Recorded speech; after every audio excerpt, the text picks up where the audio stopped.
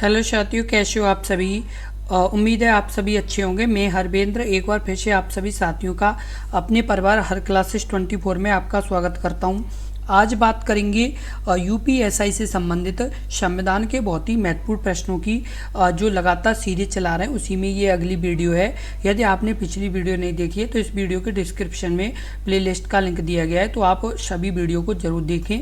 और यदि आपने अभी तक अपने इस यूट्यूब चैनल को सब्सक्राइब नहीं किया है तो सब्सक्राइब जरूर कर लें, क्योंकि यदि आप सब्सक्राइब कर लेंगे तो आपको यानी यूपीएसआई से संबंधित कोई भी अपडेट होगी तो सबसे पहले आपको अपने इस यूट्यूब चैनल से मिलेगी।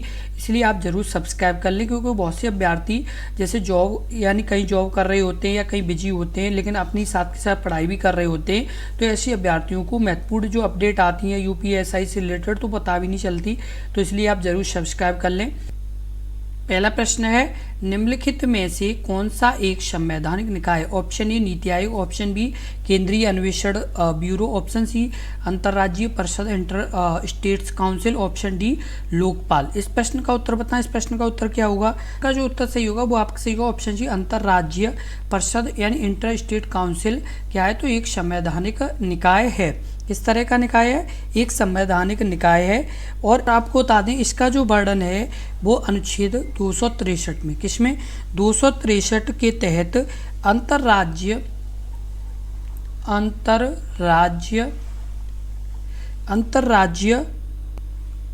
परिषद की स्थापना का वर्णन है। किसका वर्णन है? अंतर्राज्यीय परिषद की स्थापना का वर्णन है। किसमें? 263 में। अगला प्रश्न है प्रश्न नंबर 2, भारतीय संविधान के अनुच्छेद 263 के तहत सरकार और शहरी विकास के लिए केंद्रीय परिषद का गठन किस वर्ष किया गया था? Option A 1952, option B 1950, option C 1956, option D 1954। इस प्रश्न का उत्तर बताएं। इस प्रश्न का उत्तर क्या होगा? डी 1954। भारतीय संविधान के अनुच्छेद 263 के तहत स्थानीय सरकार और शहरी विकास के लिए केंद्रीय और परिषद का गठन किया गया था, तो 1954 में किया गया था। और आपको बता दें कि इसका जो यानी गठन किया गया था तो ये आपका यानी सर्वप्रथम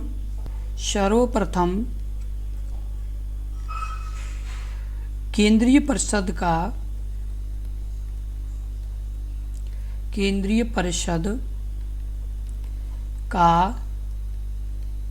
गठन 1954 में किया गया था। कब किया गया था? 1954 में किया गया था। ये बहुत ही महत्वपूर्ण प्रश्न है।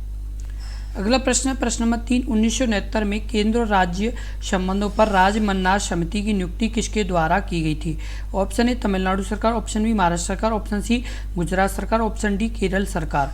इस प्रश्न का उत्तर बताएं। इस प्रश्न का उत्तर क्या होगा? तमिलनाडु सरकार। 1969 में केंद्र और राज्य संबंधों को यानी पर राज्य मन्नार समिति की नियुक्ति किसके द्वारा की गई थी? तो तमिलनाडु सरकार के द्वारा की गई थी। और आपको बता दें कि जो ये जो नियुक्ति की गई थी तो इसमें क्या था? इसका समिति की नियुक्ति केंद्र और राज्य के बीच विवादों को सुलझाने के लिए कब की गई थी? तो 1969 में की गई थी। और इस समिति ने अंतर्राज्यीय परिषद के इस समिति ने अंतर्राज्यीय परिषद के गठन का सुझाव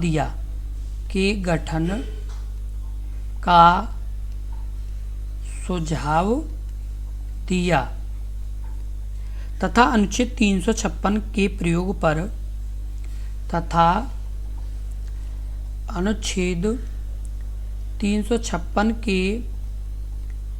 प्रयोग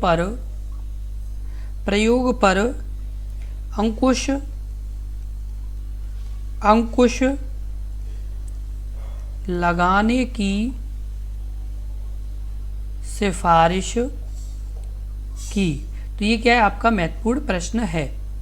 अगला प्रश्न है प्रश्न नंबर 4, निम्नलिखित में से किस आयोग को केंद्र राज्य संबंधी यानी संबंधों पर अध्ययन और अनुशंसाएं करने के लिए नियुक्त किया गया था? ऑप्शन ए कोठारी आयोग, ऑप्शन बी राधाकृष्णन आयोग, ऑप्शन सी सरकारी आयोग, ऑप्शन डी के एम माथुर आयोग।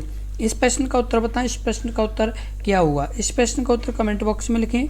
इस प्रश्न का उत्तर क्या होगा? वो आपका सी होगा ऑप्शन सी, सरकारी आयोग। निम्नलिखित में से किस आयोग को केंद्र और राज्य संबंधों पर अध्ययन और अनुशासन करने के लिए नियुक्त किया गया था? तो सरकारी आयोग को किया गया था। और आपको बता दें कि जो ये आयोग है इसका यानी जो गठन हुआ था तो ये कब हुआ था? तो जून 1983 में इसका गठन हुआ था, क्योंकि इस तरह का आपका प्रश्न पूछा जाता है कि सरकारी आयोग का गठन कब हुआ था? तो 1983 में हुआ था। और आपको बता दें कि जो B.R.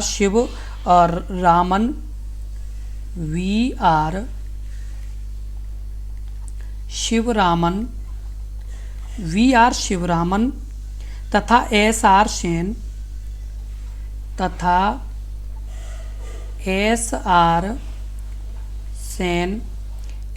सेन इसके अन्य दो सदस्य थे। इसके अन्य दो सदस्य थे। आयोग ने जनवरी 1988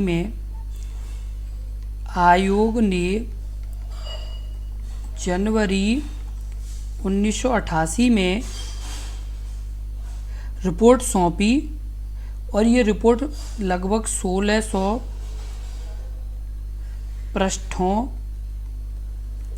की रिपोर्ट आयोग द्वारा 19 अध्याय के तहत कुल 247 अनुशंसाएं की गई थी। कुल 247 अनुशंसाएं की गई थी। कितनी की गई थी? तो 247 अनुशंसाएं की गई थी। अगला प्रश्न है प्रश्न नंबर 5। किस वर्ष भारत में सरकार ने केंद्र राज्य संबंधों के बारे में अध्ययन करने के लिए न्यायमूर्ति एम पुंछी की अध्यक्षता में एक आयोग का गठन किया? यानी option A 2007, option B 1997, option C 2003, option D 2011। इस प्रश्न का उत्तर बताएं। इस प्रश्न का उत्तर क्या होगा? वो आपका सही होगा ऑप्शन ए 2007 में। किस वर्ष भारत में सरकार ने केंद्र राज्य संबंधों के अध्ययन यानी के बारे में अध्ययन करने के लिए न्यायमूर्ति एम पुंछी की अध्यक्षता में एक आयोग का गठन किया था? तो कब? 2007 में किया था। कब किया था? तो 2007 में किया था। और आपको बता दें अप्रैल 2007 में केंद्र सरकार ने केंद्र और राज्यों के बीच यानी संबंध के बारे में अध्ययन करने के लिए न्यायमूर्ति मदन मोहन पुंछी की अध्यक्षता में किसकी में? न्यायमूर्ति मदन मोहन पुंछी की अध्यक्षता में किसमें? न्यायमूर्ति मदन मोहन की अध्यक्षता में एक आयोग का गठन किया। इस आयोग का गठन इसलिए किया गया था कि 2 दशक पहले सरकारी आयोग के बाद बदलते राजनीतिक एवं आर्थिक परिदृश्य के कारण काफ़ी परिवर्तन हो चुके थे। क्या हो चुके थे? कि जो सरकारी आयोग था उसके यानी जैसे कुछ समय बाद जो ये यानी इसका गठन किया गया था, इसमें कारण था कि जो राजनीतिक और आर्थिक परिदृश्य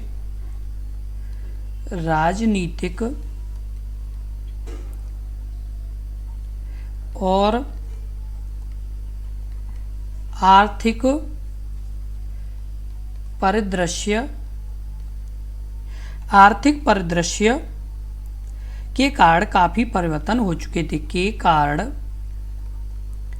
काफ़ी परिवर्तन हो चुके थे। तो ये क्या है कि महत्वपूर्ण आपकी इस प्रश्न से संबंधित जानकारी है। अगला प्रश्न है प्रश्न नंबर 6। भारतीय संविधान के किस अनुच्छेद में यह कहा गया है कि कर कैसे लगाया जा सकता है या वसूल किया जा सकता है? Option A 365, option B 268, option C 245, option D 265। इस प्रश्न का उत्तर बताएं। इस प्रश्न का उत्तर क्या होगा? डी यानी 265। किसमें? यानी अनुच्छेद 265 में यह कहा गया है कि कर कैसे लगाया जा सकता है या वसूल किया जा सकता है। तो किसमें बताया गया है? तो ये आपका 265 में बताया गया है। और आपको बता दें अनुच्छेद 266 के तहत भारत का क्षमाकित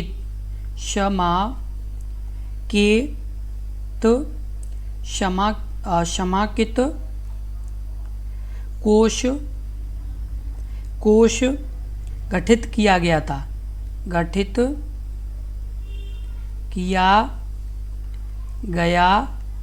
था। और आपको बता दें कि इस निधि में कर और गैर कर से संबंधित इस निधि में कर और गैर कर से संबंधित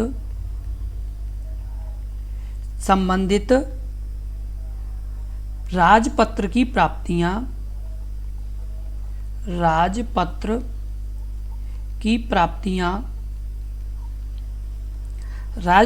प्राप्तियां लिए गए ऋण तथा संबंधित ऋणों की अदायगी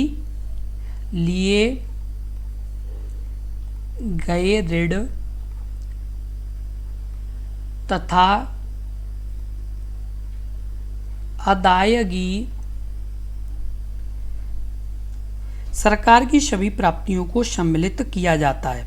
किसको? सरकार की सभी यानी प्राप्तियों को सम्मिलित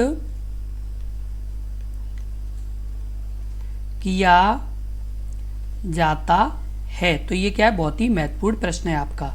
अगला प्रश्न है प्रश्न नंबर 7। भारतीय संविधान के किस अनुच्छेद के तहत भारत का क्षमाकित कोष गठित किया गया था? ऑप्शन ए अनुच्छेद 256, ऑप्शन बी अनुच्छेद 269, ऑप्शन सी अनुच्छेद 266, ऑप्शन सी आपका डी अनुच्छेद 366।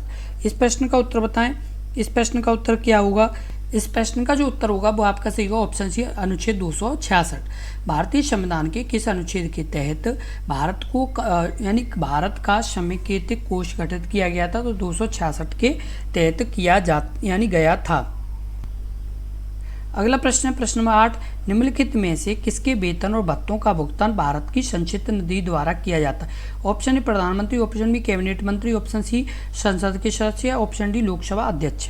इस प्रश्न का उत्तर बताएं। इस प्रश्न का उत्तर क्या होगा? तो इस प्रश्न का जो उत्तर होगा वो आपका सही होगा ऑप्शन आपका डी लोकसभा उपाध्यक्ष। निम्नलिखित में से किसके वेतन और भत्तों का भुगतान भारत की संचित निधि द्वारा किया जाता है? तो लोकसभा के उपाध्यक्ष का यानी किया जाता है। किसका किया जाता है? भारत के लोकसभा के उपाध्यक्ष का किया जाता है। और ये अनुच्छेद 266 के तहत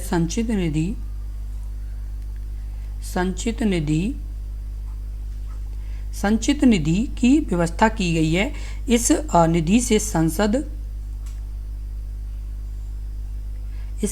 संसद की अनुमति के बाद धन की निकासी की जा सकती है। अनुमति के बाद धन की निकासी की जा सकती है। और आपको बता दें कि राष्ट्रपति लोकसभा के अध्यक्ष, राष्ट्रपति लोकसभा के अध्यक्ष, लोकसभा के अध्यक्ष तथा उपाध्यक्ष, राज्यसभा के अध्यक्ष, राज्यसभा के अध्यक्ष और उपाध्यक्ष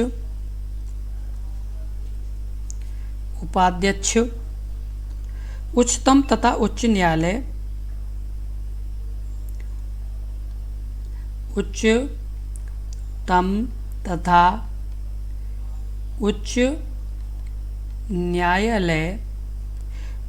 तथा उच्च न्यायालय के न्यायाधीशों के लिए भी इसी से दिया जाता है। 9 भारत की समेकित निधि में से राज्यों के राजस्व का अनुदान सहायता को नियंत्रित करने के सिद्धांतों पर कौन राष्ट्रपति को सिफारिश करता है? ऑप्शन वित्त मंत्री, ऑप्शन बी योजना आयोग, ऑप्शन सी भारतीय रिजर्व बैंक, ऑप्शन डी वित्त आयोग। इस प्रश्न का उत्तर बताएं। इस प्रश्न का उत्तर क्या होगा? देखो ऑप्शन डी वित्त आयोग। कौन सा? यानी वित्त आयोग में यानी इसकी बात की गई है। और आपको बता दें भारत की समेकित निधि में से राज्यों के बीच राजस्व का यानी अनुदान सहायता को नियंत्रित करने के सिद्धांतों पर वित्त आयोग राष्ट्रपति को सिफारिश करता है।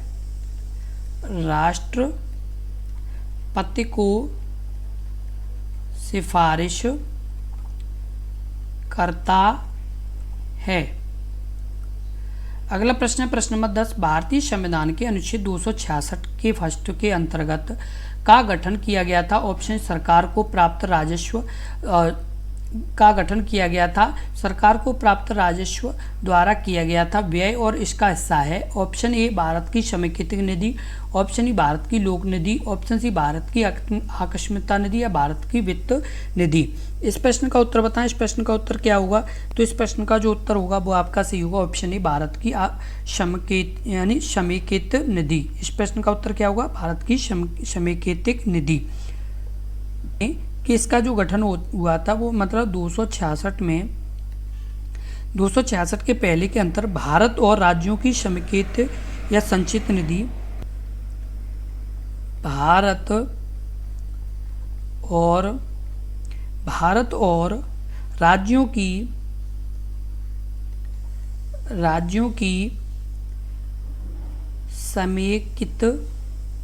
समेकित निधि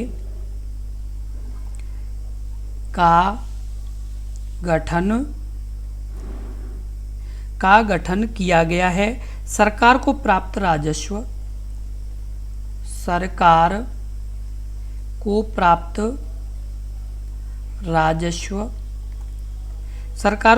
राजस्व और सरकार द्वारा किया गया व्यय और सरकार द्वारा किया गया व्यय इसका हिस्सा है।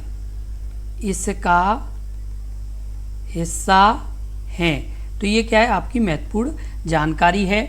जितने भी अभ्यर्थी यूपीएसआई एग्जाम की तैयारी कर रहे हैं उनके लिए ये वीडियो बहुत ही महत्वपूर्ण वीडियो है, क्योंकि इसी तरह के प्रश्न आपके एग्जाम में पूछे जाएंगे। तो आप इन प्रश्नों को बहुत ही आसानी से देखें और ये आपके लिए बहुत ही ज़रूरी प्रश्न है। इसलिए इन प्रश्नों पर बहुत ही ध्यान से यानी अपनी नोटबुक में लिखते जाएं, जिससे आप बाद में भी रिवीजन कर पाएंगे। और इस वीडियो को ज़्यादा से ज़्यादा शेयर करें, जिससे और भी अभ्यर्थियों तक ये महत्वपूर्ण जानकारी पहुंच सके। क्योंकि जितनी यानी ये जानकारी अन्य अभ्यर्थियों से पहुंचेगी तो वो अभ्यर्थी जुड़ेंगे, तो इससे क्या होगा कि आपकी कॉम्पिटिशन का भी आपको पता चलेगा। इसलिए ज़्यादा से ज़्यादा यानी इस वीडियो को शेयर करें। और यदि आपको वीडियो महत्वपूर्ण लगी हो और अच्छी लगी हो तो वीडियो को लाइक ज़रूर कर दें। और यदि आपने अभी तक अपनी इस यूट्यूब चैनल को सब्सक्राइब नहीं किया है तो सब्सक्राइब जरूर कर लें, क्योंकि यदि आप सब्सक्राइब कर लेंगे तो यूपीएसआई से संबंधित कोई भी अपडेट होगी या कोई भी नई सूचना होगी तो सबसे पहले आपको अपने इस यूट्यूब चैनल पर मिलेगी। इसलिए सब्सक्राइब जरूर कर लें और इस वीडियो को एक बार शेयर जरूर कर दें। और आपको यदि इन प्रश्नों से संबंधित कोई भी और जैसे डाउट क्लियर करना है तो आप इस वीडियो के कमेंट बॉक्स में कमेंट करें, हम आपको जानकारी देंगे। बस आप लगातार जुड़े रहें और अपनी तैयारी मजबूती के साथ करते रहें, क्योंकि आपके पास ज़्यादा से ज़्यादा 3 महीने का समय है। इन 3 महीने में आपको यदि सिलेक्शन लेना है तो आपको तैयारी मजबूती के साथ करनी होगी, अन्यथा फिर बहुत ही मुश्किल हो जाएगा।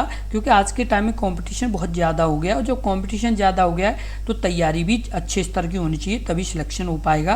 क्योंकि पिछली बार की अपेक्षा इस बार वैकेंसी भी बहुत कम है। पिछली बार आई थी 9,500 प्लस और इस बार है 4,500, तो इसमें काफ़ी यानी अंतर है। तो इस चीज़ का आप ध्यान रखें और अपनी तैयारी मजबूती के साथ करते रहें। धन्यवाद।